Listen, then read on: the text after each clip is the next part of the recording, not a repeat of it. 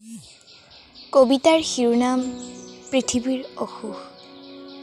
কথা ভাৰ্গৱ কাকতি।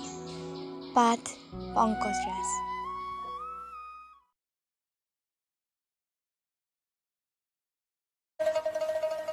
বসন্ত আহিল সৰুমাই, মনে মনে আহিছে হেনো বসন্ত।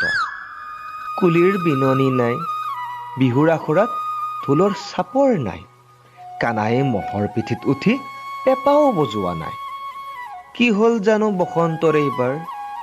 সৰুমাই, এইবাৰ হেনো পৃথিৱীৰ অসুখ, সেইবাবে মৰমৰ বিহুটি স্তব্ধ হৈ ৰৈছে। পৃথিৱীখননো কেতিয়া ঠিক হ'ব? আমাৰ গাঁৱৰ লাকী, ছয়ানিকা, হীৰক, হিমাংশু, মাধুৰ্যহঁতে বিহু নাচিব নাপায় দুখ মনেৰে আছে। সিহঁতে চাগে ভাগি পৰিছে।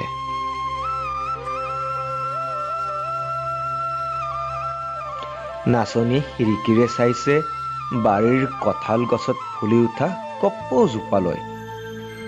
ঢুলীয়াই ঢোলৰ চাপ মাৰি মাৰি হাতৰ তলুৱা ৰ'দত মেলিছে। কিন্তু সকলো যেন আশাৰ বন্দী। এনেকৈয়ে সপোনবোৰ মৰহি যাব নেকি বাৰু সৰুমাই?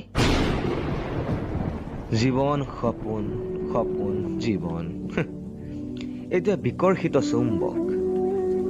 কিন্তু কি উপায় আছে বসন্তক আদৰণি জনাবলৈ? আজি সকলোৱে কুণ্ঠাবোধ কৰিছে নিজে নিজক সুৰক্ষিত কৰিবলৈ এই পদক্ষেপ।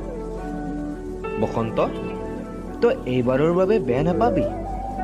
আকৌ কৈছো, তই এইবাৰৰ বাবে মুঠেই বেয়া নাপাবি। তথাপি শুন, বনাইছো ঘৰত আমি লাৰু পিঠা। সৰুমায়ে ঢেঁকী দিছে, গাঁৱত হৈছে ঢেঁকীৰ শব্দ। ৰংমনে চোতালত ঢোল বজাইছে, ভনীয়ে লৈছে জেতুকা। এইবাৰ অন্ততঃ এনেকৈয়ে সুখী হ বসন্ত। এনেকৈয়ে সুখী হ।